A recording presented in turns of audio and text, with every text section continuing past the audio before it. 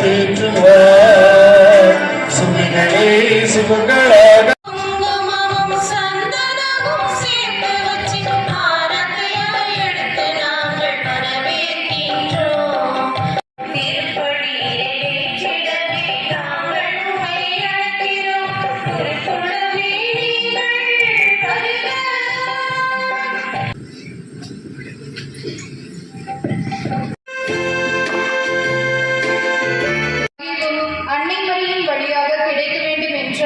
இறைவனின் திட்டத்தை மகிழ்வோடு ஏற்றுக்கொண்டார் அன்னை மரியா.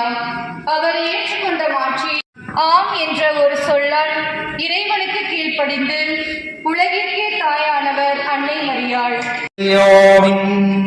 மாட்சிக்குரிய நினைவு கொண்டாடும் நாங்கள் வைத்து தலை வணங்கி இறை வார்த்தைக்கு செவி மடுப்போம்.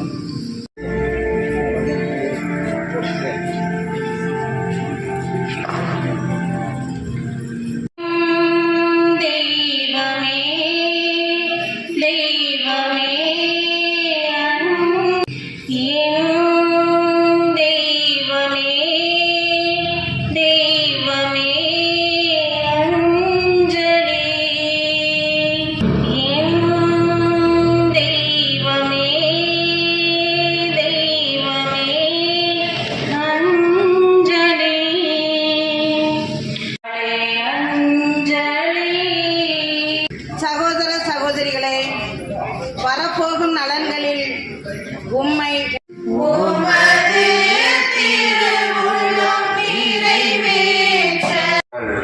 அவர்களுள் சிலர் 30 மடங்காகவும் சிலர் 60 மடங்காகவும் சிலர் 100 மடங்காகவும் பலன் அளிக்கின்றார் என்றார். மனைவிகளில் கீட்டும் தீங்கு அவை அருள்மொழி.